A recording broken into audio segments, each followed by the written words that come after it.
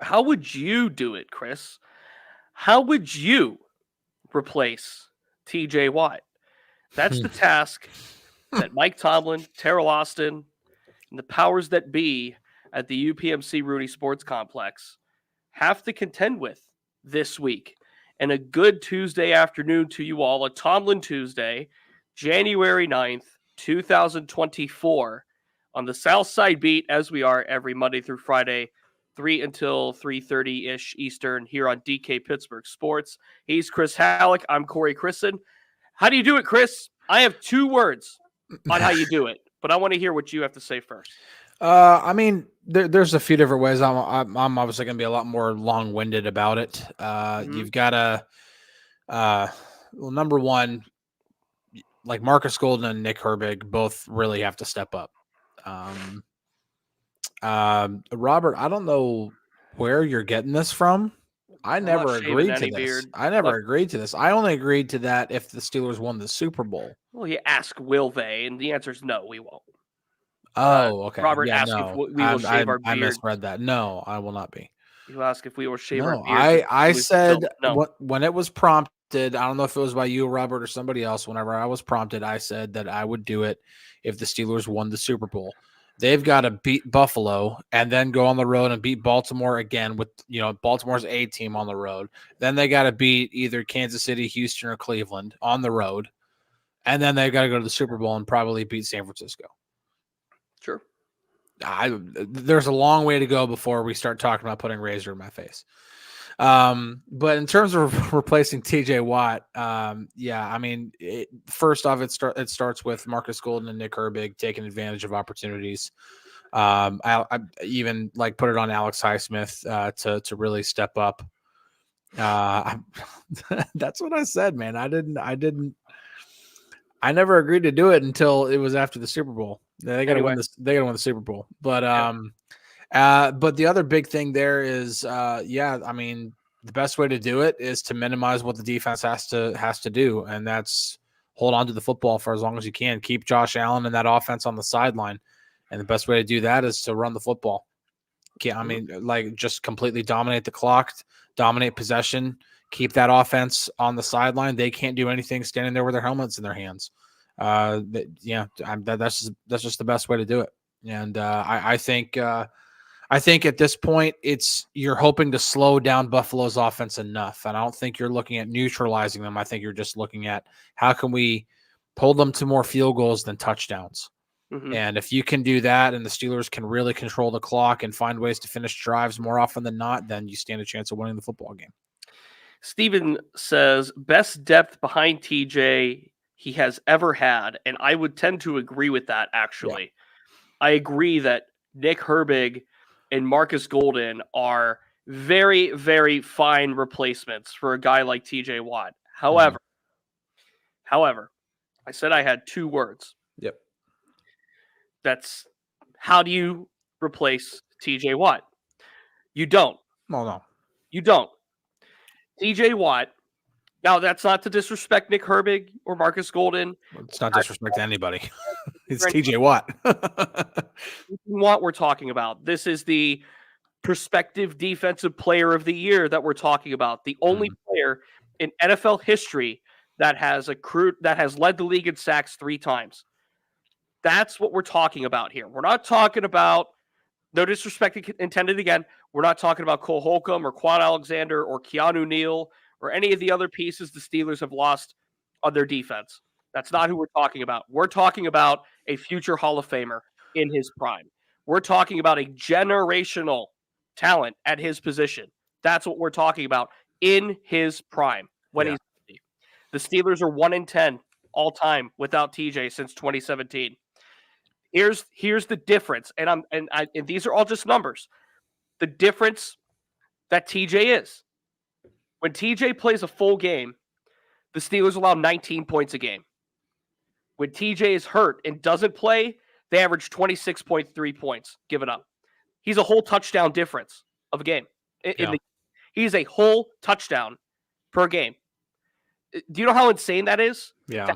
A guy that's that valuable to a team. Yes, Frank, yes, he gets the interceptions, the forced fumbles, all of that. but it's about the play-to-play pressure and the play-to-play assignment that he brings. He draws constant double teams, constant chips, some triple teams. Yep. He draws so much attention, which opens things up, of course, for Cam Hayward, Keanu Benton, Alex Highsmith, etc.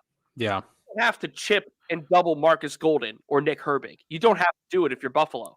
And there's even another layer to this too. It's not just about what TJ does; it's also about what Buffalo does well. And here's a stat. Here's a stat brought to you by Matt Williamson. The Bills this week. The Bills allow 1.4 sacks per game, the best in the league. At home, that number drops all the way down to 1.1 per game, which is easily the best in the league. So the Bills are already fantastic at, number one, keeping Josh Allen clean, and then Josh Allen keeps himself clean as well by his escapability. So even with TJ Watt in the lineup, they were going to have a hard time getting Josh Allen to the ground anyway. I know everybody's going to try to remember the season opener in 2021, I think it was, where TJ Watt was absolutely ridiculous and terrorized Josh Allen all day long. That doesn't mean that it would happen again. You know, week 1 in September is much different than playing in the elements and 30-mile-an-hour winds and potential snow in January. You know, it's a very, very different situation here. And it's also a different team. This is it just because, like I said, even if TJ Watt was playing, it doesn't mean that they were going to all of a sudden be able to get to Josh Allen. They were going to have a hard time doing it anyway. Mm-hmm. And now so at that point, it's like, do you just cut off your face to spite your nose to, just like, well, let's try to get after, or is there a different way to try to defend this Bills offense instead of saying, okay, well, we have to bring an extra guy now. Well, you can't afford to do that because you got Stephon Diggs to worry about. You have Dalton Kincaid to worry about. You've got James Cook out of the backfield to worry about. Oh yeah. And you still got to have a spy for Josh Allen. So there's different ways you're going to have to be creative in how to defend this Bills offense without trying to be absolutely like completely dedicated to, we have to sack the quarterback when it's the team that's best at protecting their quarterback. Now the defense is getting back DeMonte KZ and should, I will say, have Minka Fitzpatrick back as well, which tremendously help all of that. But as you just said, they have to contend with obviously Stephon Diggs, obviously a potential in Gabe Davis. James Cook has been running it amazingly for them. Kincaid and Knox at tight end. Mike Tomlin highlighted those two guys. And we all know how badly the Steelers have struggled to defend tight ends, especially in the second half of the season.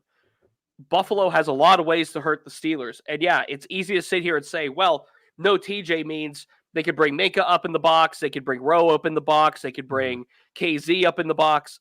Yeah, they can do all of that. But what happens when, the one off chance you blitz Minka or you blitz KZ, and there's Kincaid standing there wide open in the seam for a 25, 30-yard gain? I mean, that's inevitable, believe it or not. That's inevitable in this game. I'm going to expect one or two big plays from the tight ends, if not Stephon Diggs as well, because having TJ Watt is so impactful to the rest of the defense. All three layers benefit from what TJ Watt is able to do. And you know what? Also, I'll say this too. TJ Watt also benefits from some of the coverage that Pat P has been doing at safety, and Eric Rowe and Joey Porter Jr. being a guy that can shadow the top receivers. Mm-hmm. So all of that benefit comes because of TJ Watt. Again, not to discredit Highsmith, not to discredit Herbig, who I think has been fantastic as a rookie when he's called upon, not to discredit Marcus Golden, who played well against the Ravens. But I think that let me put it this way. I'm not going to go full doomsday on the Steelers because Watt's out. But I'm also not going to sit here and act like things are fine either. This is a significant loss. And I'm not going to sit here and act like putting Nick Herbig and Marcus Golden in for TJ Watt is a one-to-one thing, because it simply isn't. No, I mean, and to your point, again, you can't replace TJ Watt. We talked about this last year when TJ went down in the season opener with the pec injury and missed the subsequent 7 games. Like you can't replace what he does.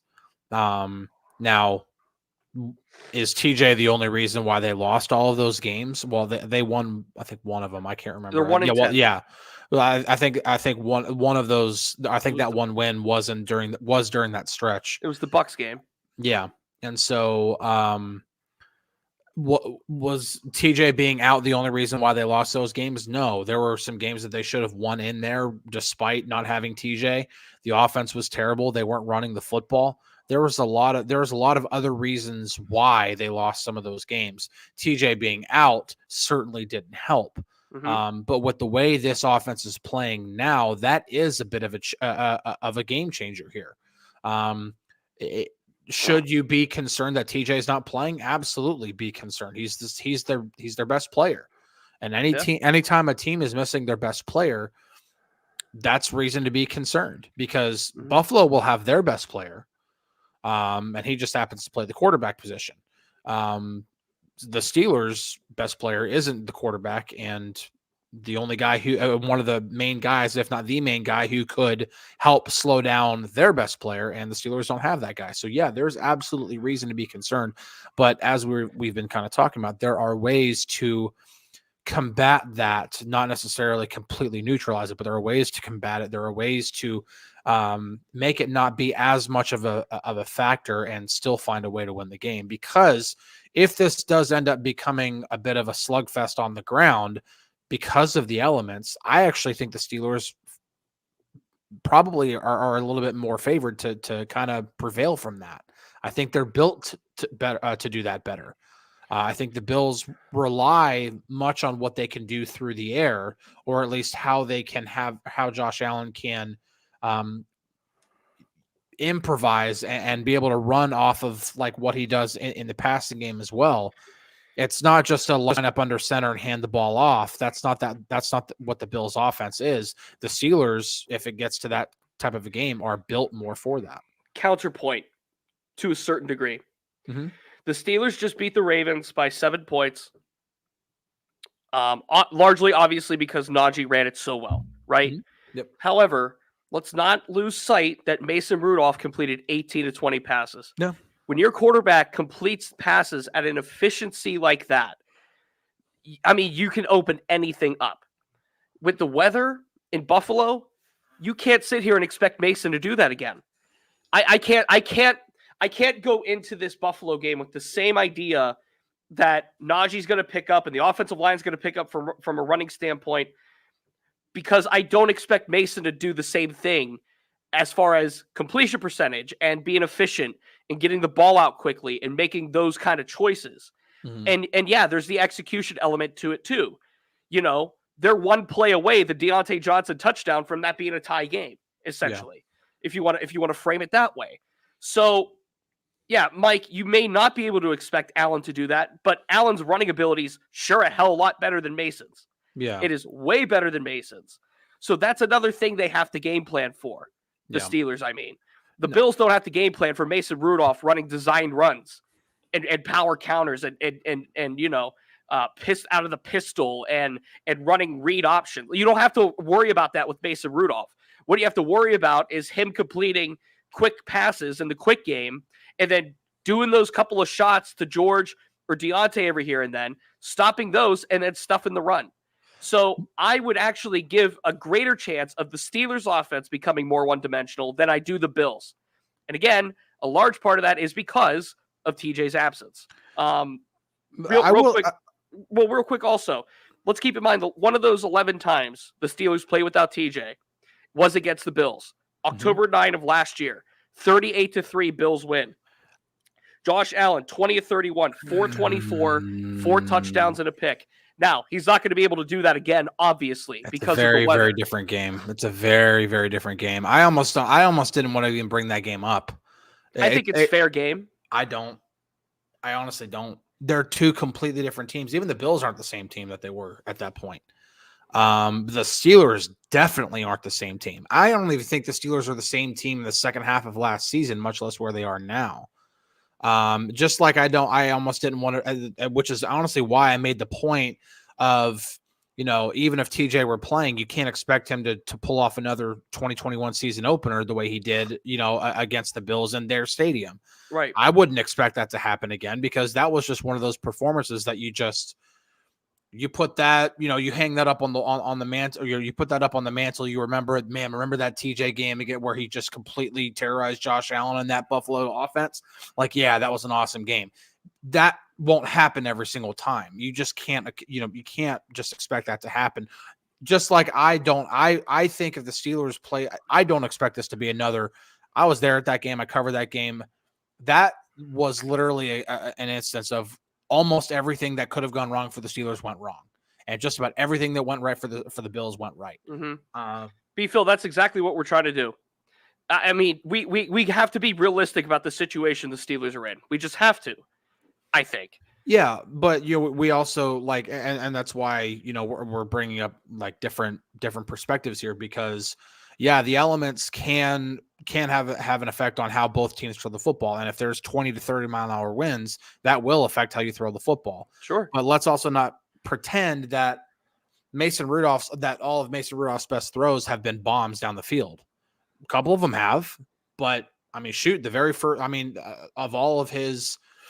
The very first long touchdown was a slant to George Pickens. Just let get the right read, make the right throw, let Pickens do his thing after the catch. I would even say that you could make the same throw that Mason made to Deontay in 20 to 30 mile an hour winds, like as that Baltimore game. You could make that same throw. That wasn't like something where you've got to air it out and the wind's going to affect it, blow it one way or the other. That was a missile that you're throwing with, 15, 20 air yards. You can absolutely make that throw in that kind of wind. Mm-hmm. It's not easy to do, but Mason's got a strong enough arm to do it. You don't need to be able to do that. What the Steelers need to be able to do is find ways to put Buffalo in the same conundrum that they put Seattle in, that they kind of put the Ravens into a point is, we're going to run the football. And if you're going to if you're going to sell out and try to stop us from running the football, then we're going to take advantage of you bringing extra guys into the box. Yeah. That's what the Steelers have been able to do with Mason Rudolph at quarterback that they weren't able to do when Kenny Pickett was at quarterback, because teams were able to stack the box and stop the run. The difference now is that the Steelers are making defenses pay for it when they do that. Mm-hmm. And so when that happens, then defenses have to back off, and then that allows Najee and Jalen to eat. Yeah. Brian says the Bills are too Josh Allen dependent. Real quick, James Cook was 4th in the NFL in rushing with 1122 yards. He only had 2 touchdowns, but they gave him the ball 237 times. That's 10th in the NFL. So they are not Josh Allen dependent, I don't think. A couple other quick hits right here. Are we dealing with give up Corey? No, you're not. No, you're not. I'm just trying to temper the whole hype thing of, well, TJ's out, they can replace him, no problem. Well, I don't think anybody's thinking that. I don't think anybody's thinking to that level. But I'm also not going to sit here and try to say Nick Herbig, Marcus Golden is the sum is greater than that one part of TJ Watt. I don't think it is. Mr. CJ asked, are you surprised Mike Vrabel got fired? He is. I am and I'm not, but I also don't think that the problems in Tennessee are his fault. I think there's way worse things going on in Tennessee than Mike Vrabel. So Sam says, I think this is more about me, negative and scary. They even said the Steelers wouldn't make the playoffs. If you sat there after they lost to the Cardinals, the Patriots, and the Colts in back-to-back weeks and sat there and said to yourself, you know what? They're going to make it. You're lying to yourself. You're lying to me. You're lying to Chris. You're lying to yourself. You're lying to everybody else. Don't do it. I don't think anybody was stamping the Steelers ticket to the playoffs whenever they fell to 7-7 after a 7-4 start. I don't think that, especially when 2 of those losses were against 2-10 teams. Let's not play revisionist history here and try to make anybody sound bad by. I mean, this team was in a bad spot 3 games ago. They were in a bad spot. They were on a 3-game skid, 2 absolutely terrible games, and really 3 terrible games, but 2 really bad games against 2 terrible teams. And not only that, but then you had Steelers alumni like from all over, including Bill Cowher, questioning some things that were going on the South Side because of the effort that was being put on the field by some of the most prominent players on this team. There was this team was at a low point, and everybody had reason to be concerned about that. If anybody was sitting there saying, while all the chaos is going around them, they're just sitting still going, "Oh, this team's gonna make the playoffs." Congratulations, because you're one of the very, very few that was doing that. Spice Creation says nobody would say that, but the Bills will have to deal with a lot too. They will. Yeah. Let's not forget though. These are two of the hottest teams in the NFL right now. Yeah, Buffalo felt that too, as Spice says, 6-6. Yep. And then they raffled off 5 in a row after the bye, including a stomping of the Dallas Cowboys, in which James Cook ran for a lot, and the Bills put up a lot of yards. So, this is a team. Yeah, they're hot and cold, and I'll acknowledge that. But I don't want to, with Buffalo at least, with Josh Allen and Buffalo, I don't tend to lean to think that they're going to go cold. I tend to lean to think they're going to be hot, if that makes sense. I view them as a team that's more likely to do well than not, if that makes sense. Yeah, whenever you have a franchise quarterback like a Josh Allen, like a Patrick Mahomes, you kind of have to you don't completely throw the regular season out the window, but you kind of have to a certain extent. Because, for example, if the Steelers were playing the Chiefs this weekend, I don't think anybody should rightly be going into that game thinking the Chiefs are very beatable. They don't look scary at all. Travis Kelce's slowing down. Patrick Mahomes hadn't been great. The way that I would go into that game is look at what Patrick Mahomes has done in the playoffs over the past few seasons. I don't want to play that guy. Now you have to deal with it. There's a chance the Steelers might have to do that. That if they did, it would be in the AFC Championship. You just can't just assume that he's going to play his worst game. If it happens, then great. Absolutely fantastic and good for the Steelers. But you can't just go in with a default of saying, oh, well, the Bills are a volatile team and they're just going to be bad that day. No, you have to assume that they're going to play their best ball, and they've been playing their best ball as of late. It's not like this is a team that kind of fell into the playoffs. I saw somebody saying they barely made the playoffs. Yeah, but again, did they start off hot and then kind of fall into the playoffs like the Steelers did in 2020? Or did they pull off like more of a 2005 Steelers thing and have like a mid-season like, oh crap, are we even going to make it anymore? And then pull off a gigantic win streak to get into the playoffs and you're going in hot. That's the way the Bills have made it into the playoffs. Yeah. So this is a team you don't want to play right now because they are hot. Steelers are hot too. This is why this is one of the more interesting matchups this weekend, because I'm kind of throwing out the regular season for both teams because right now both teams are playing really good football. Okay. Let me put it to you this way, okay? Since the bye week, okay, over the last 5 games, this is how I want to analyze Buffalo. I'm throwing out the 6-6, to be honest with you. This is how I want to analyze Buffalo. Over the 5-game win streak, they have scored at least 20 points in every game. Mm-hmm. Over the 5-game win streak, the maximum amount of points they have allowed is 22. Over the 5-game win streak, they have allowed the opposition to score 17 or fewer points 3 times. Over the 5-game win streak, they have won 4 one-score games. The other game was a 31-10 pounding of Dallas at home. Mm-hmm. That's what this Bills team is. And look, I'll ask you, Chris. Mm-hmm. Okay, to all of those facts I just listed, the maximum amount of points the Bills let up was 22 in that 5-game win streak. Do you trust the Steelers to put up more than 22 points? I wouldn't say trust, but again, the elements have a big okay, fair. I mean the elements have a big impact on that. They really do. Take a touchdown away either way then. How about that? Is that fair? Yeah, but I mean, I don't know. I don't look at it that way. I really look at it as a game by game basis. I don't look at it as, oh, well, the Bengals or the Bills are averaging this amount of points per game, or they're not allowing X amount of points because the Bills. Now, I'd have to look at all the 5 teams that they've beaten over that time. Now, the Cowboys are one of them. The Dolphins are one of them. But I don't think that any of those teams are built the same way the Steelers are built, because the Steelers are built a little bit differently than most teams in the NFL, because most teams in the NFL are built with something going through, especially the teams that are in the playoffs.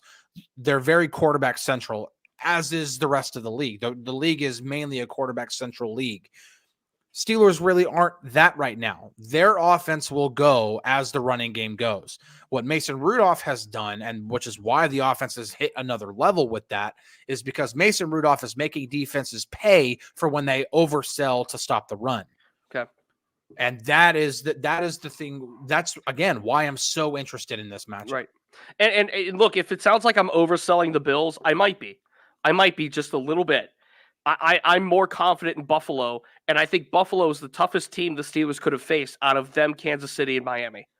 So I'm not going to undersell that. Yeah, I get it. The Bills had to play their way in essentially in the final day of the regular season. So the Steelers, and yeah, they still started. Well, so do the Steelers, and they started 6-6. I get all of that. Mm-hmm. But I think the likelihood of Buffalo playing well is greater than the likelihood of them not playing well. And that's what this is kind of loosely based on. And, oh, by the way, the Steelers have to go without the prospective defensive player of the year. So that's what I'm going for here. That's what I'm getting at here. I'm not – and look, I'm not doomsdaying anything, and I'm not going to sit here and say it's going to be a blowout in Buffalo's favor. In fact, spoiler, I think Buffalo wins, but the Steelers cover 9.5. I think it's a one-score game. Yeah, I would not, just the way I'm looking at it right now. At the bare minimum, I'm definitely not betting the points on that one. Like, I'm definitely thinking the Steelers at least cover. Yeah. Just because of the elements alone having the impact on the game. Plus, again, if the Steelers play that, if the Steelers can force the Bills to play that grind it out type of game, just make the Bills play. Like, these are the elements we're playing, and you're going to play in them. Like, you're really like, this is the type of football game we're going to play. The Steelers stand a much better chance. And as a lot of the the people have said in the comments, let's not pretend that the Bills are completely careful with the football either. Josh Allen throws a lot of interceptions. James Cook has fumbled the ball quite a bit. If the Steelers can make the Bills pay for their mistakes, the Ravens weren't able to do that in this past game, right? The Steelers made the Ravens pay for their mistakes in the first game when they played Baltimore. Ravens dropped all those passes. The Steelers ultimately prevailed. The Ravens didn't make the Steelers ultimately pay for all of their mistakes in this past game. The Jalen Warren fumble, the Mason Rudolph fumble because Dan Moore couldn't block and they missed out on 3 points. All those little bitty mistakes, the Ravens didn't make him pay for it. If Josh Allen throws a pick, you go get points. You make the Bills pay for it. If James Cook fumbles, you recover it. You make the Bills pay for it. That is how another way the Steelers can do it is they should give you opportunities to shoot themselves in the foot and make them pay for it whenever they do. All right, we have to get out of here a couple minutes early today. Tomorrow is a quarterback Wednesday on the South Side, so we will hear from Mason Rudolph about making the start. We'll shift our focus a little bit here to the offense of the Steelers and how they can replicate this success they've had over the last 3 games. It's been really a pleasure to see what Mason Rudolph's been able to do. And Mike Tomlin said it today, riding with the hot hand. We're not disrupting the apple cart. So we will see. We'll see exactly if Mason Rudolph can do it again. As for now, remember, you can find us on Apple Podcasts, Google Play, and Spotify. DK and Ramon are coming up live here at DK Pittsburgh Sports on YouTube at 4 p.m., so in just over 30 minutes. But for now, he's Chris Halicke. I'm Corey Crisan. This has been the Southside Beat. Really good discussion today. You all brought it today. Great job. So did you, Chris. Great job. Great job by me, I guess. We will talk to you on Wednesday. Cheers, everybody. Have a good day.